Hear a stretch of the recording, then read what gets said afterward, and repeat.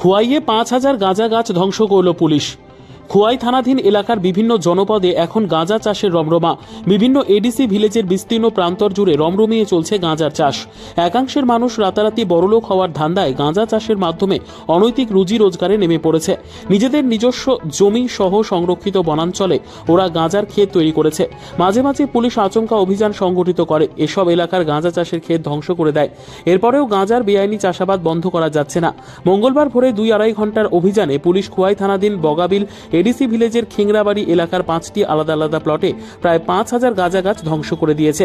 SDPO রঙ্গদুলাল দেববর্মার নেতৃত্বে এদিন পুলিশের এই অভিযান ছিল টিএসআর এবং বিএসএফ জওয়ানেরাও। এছাড়াও অভিযানে সামিল ছিলেন খোয়াই থানা, খোয়াই মহিলা থানা ও বাইজালবাড়ি আউটপোস্টের পুলিশ। গতকালকে আমাদের কাছে একটা ইনফরমেশন ছিল যে ওইদিকে কিছু কাল্টিভেশন আছে বেড়ার সাথে। তারপর আপনার বিএসএফের সাথে যোগাযোগ করে আমার অথরিটির সাথে যোগাযোগ করে এবং আপনার টিএসআর, বিএসএফ, আমাদের থানা পুলিশ, উমেন পিএসও স্টাফ সহ গিয়েছে। আজকে ভোরবেলা গিয়েছিল ডিস্ট্রাকশন করে 3টা প্লট প্রায় ৫,০০০ মতো চারা ডিস্ট্রাকশন করা হয়েছে এক্সট্রিম একদম বর্ডার ফেন্সিংয়ের সাথে।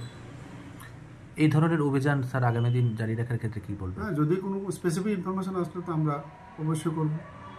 নেক্সট ডেতে যাতে এরকম আমাদের ইয়েতে না হয় আমরা এটা চালিয়ে যাব। কে কে উপস্থিত ছিলেন স্যার? আমি নিজে ছিলাম, বিএসএফ এর একজন ইন্সপেক্টর ছিলেন, খোয়াই থানার ওসি, আরও 4 জন অফিসার, উমেন পিএসের ওসি, স্টাফ, বাইজলবাড়ির ওসি এবং টিএসআর 20 জন ছিল। খোয়াই থেকে শুভঙ্করদের প্রতিবেদন, দুরন্ত টিভি।